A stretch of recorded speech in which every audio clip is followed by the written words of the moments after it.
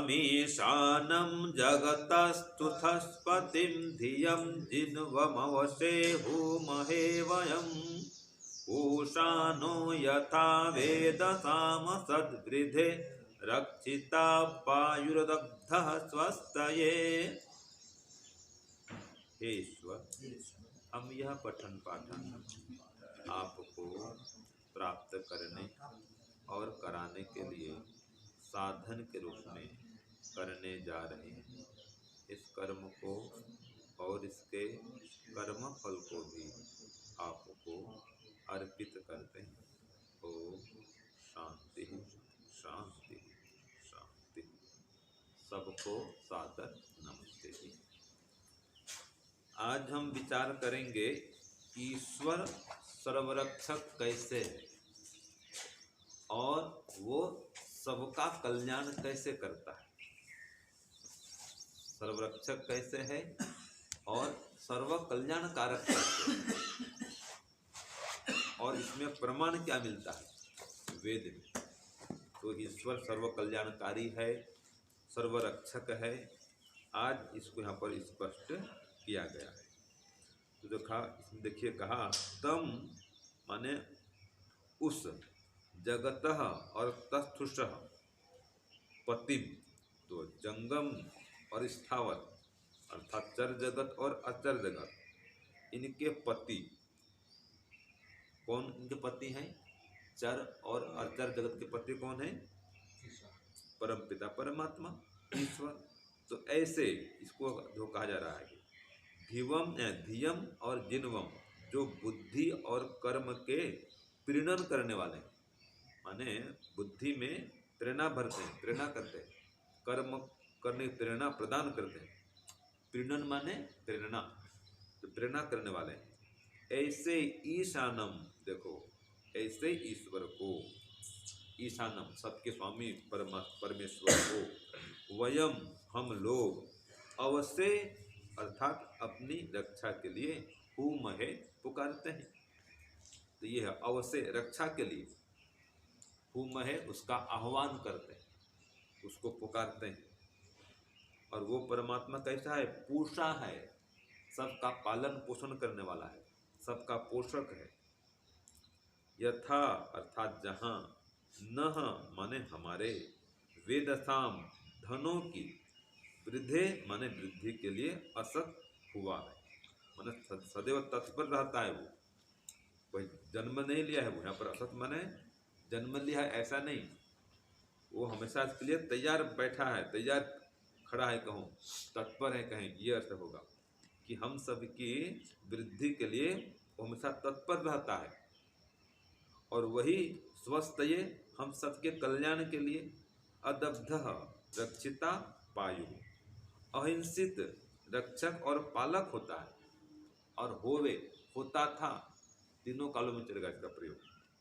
तो हम सबके कल्याण के लिए वो हिंसा से रहित होते हुए, ठीक है जी, हम सबकी रक्षा करता है, हम सबका पालन करता है और हमारे धनों की भी रक्षा करता है, धनों की भी सुरक्षा करता है। ऐसे जो परमपिता परमात्मा सर्वव्यापक हैं, या वो परमात्मा सर्वत्र व्यापक है, सर्वरक्षक है, सर्व कल्याणकारी है, हम उसके शरण में आए। तो वो परमपिता परमात्मा सर्वरक्षक कैसे है? यहाँ पर कहा ना जी, अवश्य हम सबके रक्षक, हम सबके रक्षक के रूप में वो सर्वत्र सदैव विद्यमान, तो हम सबकी रक्षा करता है। तो परमात्मा का नाम ही ओम है। ओम माने औती इति ओम, जो सबकी रक्षा करता है वो परमात्मा ओम कहलाता है। ओम माने सर्वरक्षक, तो सबकी रक्षा करता है, पशु पक्षी से लेकर के मनुष्यों तक, कीट पतंग पेड़ पौधे वृक्ष वनस्पति, ये जितने भी जीव जंतु हैं सबकी रक्षा करता है, सर्वत्र रक्षा करता है और सदैव रक्षा करता है। तो कैसे करता है? एक तो देखो, सभी को रक्षा करने के लिए परमात्मा ने साधन प्रदान करके रखे हैं। जैसे कि हिरण है, इसको तेज भागने के लिए टांगे दे रखी है, तेज तेज भागो, शेर दौड़ाएगा तो भागो, ठीक है। और शेर को पंजा दे रखा है परमात्मा ने, दांत है, पंजा है। जितने मांसाहारी जीव हैं क्या दिया इनको? पंजा दिया। और जो शाकाहारी प्राणी है देखो, इनको परमात्मा ने कईयों को तो पहले बूट पहना के भेजा है, जो हम बोलते हैं खुर माने क्या है? बूट समान तो काम करता है। वो कांटे में, झाड़ी में, जंगल में घूमते हैं, ठीक है। वो ऊंट है, वो तो कांटा ही खाता है, देखा होगा आपने। कीकर बोलते हैं ना, बबूल, ऊंट कांटा खाता है, कांटा खाता है, देखा है। बकरी तो पत्ते पत्ते निकाल लेती है, कांटे छोड़ देती है। हाँ, बकरी तो पत्ते पत्ते खा लेती है, ऊंट तो कांटा भी खाता है। और बड़ी बात, ये कांटा जीभ में चुभता नहीं है। और आपके भी जीभ में एक कांटा आता है गोल गोल, वो नहीं चुभता है, कपड़ा में चिपक जाएगा, स्किन में चिपकता है, चुभ जाता है, दर्द करता है। ये गोल गोल छोटा आता है ना, वो कोई बीज आता है, देखना।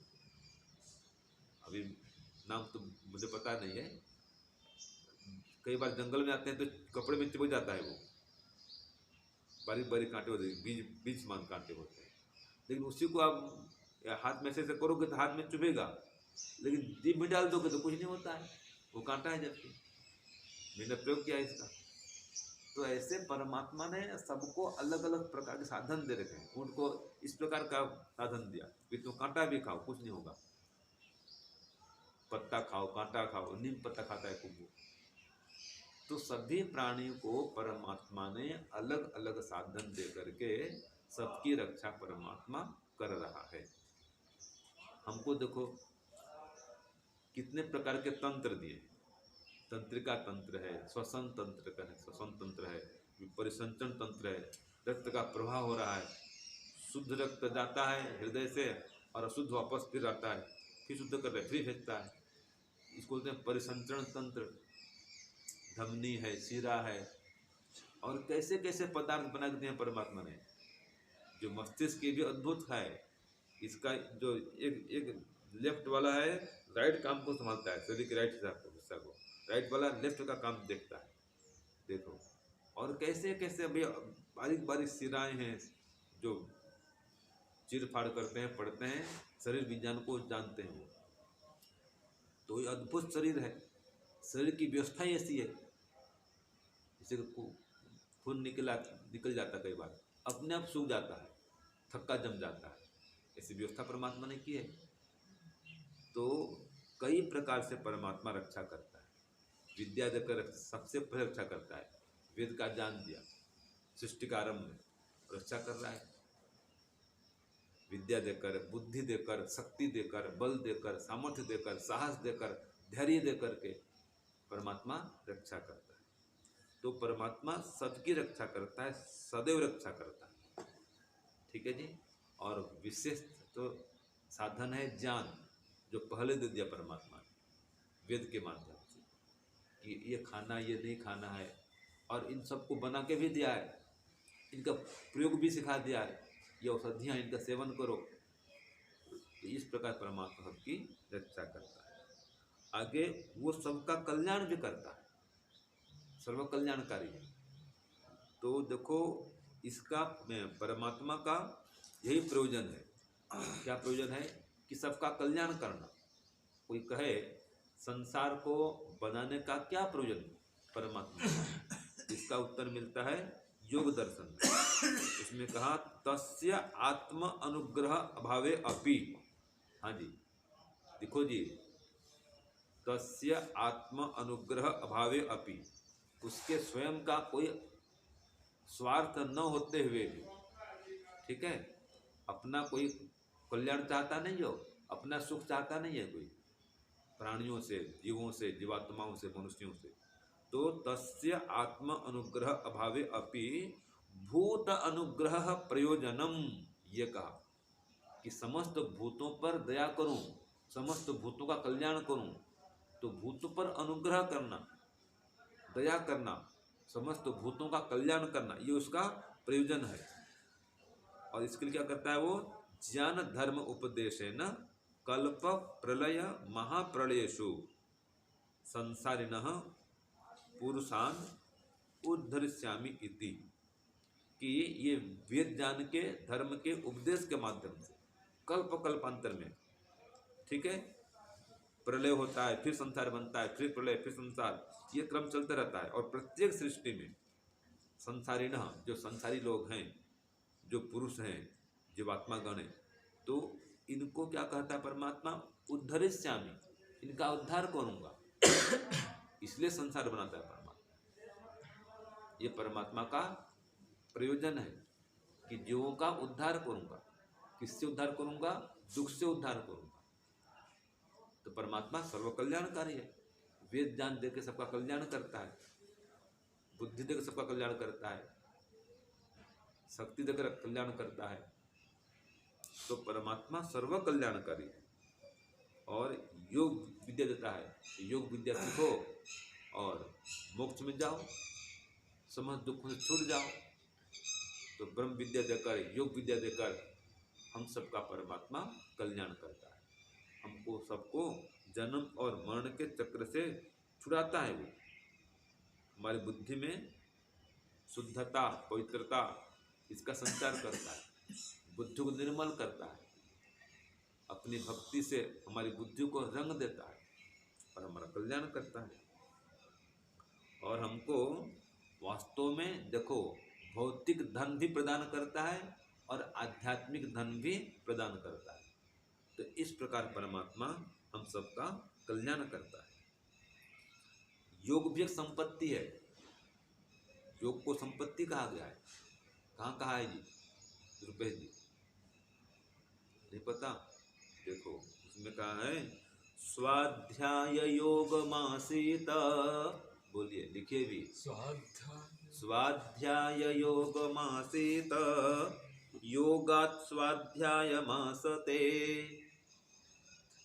क्या कहा? स्वाध्याय योग मासीत, स्वाध्यायात योग मासीत। ऐसा होगा कि स्वाध्याय से फिर योग में आए, स्वाध्याय भी करे और योग भी करे, और फिर योगात् स्वाध्यायम आसते, योग करते करते फिर स्वाध्याय भी करे। तो सुबह शाम योग करे और दिन में स्वाध्याय भी करे, दिन में स्वाध्याय भी करे और सुबह शाम योग भी करे। तो ये अगर रहा है स्वाध्याय योग संपत्त्या। अब अंतिम यह है, देखो, स्वाध्याय योग संपत्त्या, स्वाध्याय और योग की संपत्ति से परमात्मा प्रकाशते। तो स्वाध्याय योग संपत्त्या परमात्मा प्रकाशते। तो पूरा श्लोक क्या होगा? ये व्यास भाष्य में आया है योग दर्शन में, उसका इसमें है। तो पूरा एक बार पढ़ता हूँ, देखो। स्वाध्यायात योगमासीत योगात् स्वाध्यायमासते स्वाध्याय योग संपत्त्या परमात्मा प्रकाशते। योग विद्या देख परमात्मा हमारा कल्याण करता है, ठीक है। और परमात्मा इसी के माध्यम से प्रकट होता है, हमें प्राप्त होता है योग की संपत्ति से, स्वाध्याय की संपत्ति से। इसलिए कहा है ना, स्वाध्यायात इष्ट देवता संप्रयोग। तो स्वाध्याय करो, परमात्मा कहता है भाई स्वाध्याय करो। स्वाध्याय प्रवचनाभ्याम माँ प्रमदितव्यम, स्वाध्याय से प्रवचन से भी प्रमाद मत करो। इसलिए कहा वेदम पठ धर्मम चर। ऐसा ऐसा ज्ञान विज्ञान परमात्मा ने ऋषियों के दिया, ऋषियों ने हमको बताया और हमारा कल्याण होता है इसके माध्यम से। तो जो उस ज्ञान को धारण करेंगे, स्वाध्याय करेंगे, हमारा कल्याण होगा। परमात्मा कहता है पढ़ो, वेद पढ़ो, अपना कल्याण करो, वेद ज्ञान प्राप्त करो, उसके अनुसार जीवन चलाओ, अपना कल्याण करो। ये सभी औषधियाँ इनको जानो, इनका प्रयोग करो, अपना कल्याण करो। क्या खाना है क्या नहीं खाना है ये भी जानो। भक्ष्य पदार्थ खाओ, अभक्ष्य पदार्थ मत खाओ, अपना कल्याण करो। नशादि सेवन मत करो, अपना कल्याण करो। बुरे कर्म मत करो, अपना कल्याण करो। तो परमात्मा ये सब सिखा देता है वेद के माध्यम से, क्या करना चाहिए क्या नहीं करना चाहिए, और हमारा कल्याण करता है। जिसे वो कहता है अक्षर मादिव्य, जुआ मत करो, और क्या करो, कृषि खेती करो, कृषि करो, ये ज्ञान दे रहा है और हमारा कल्याण कर रहा है। इस प्रकार से वेद विद्या के माध्यम से, योग विद्या के माध्यम से परमात्मा हम सबका कल्याण करता है। तो हम इसलिए स्वाध्याय करें और अपना कल्याण करें, और स्वाध्याय के माध्यम से जो ज्ञान प्राप्त होगा उसको जीवन में उतारे तो कल्याण होगा। ठीक है जी, उसके अनुसार आचरण करें और हमारा भी कल्याण करें और समस्त संसार का कल्याण करें। ओम शांति। हम सबको सादर नमस्ते।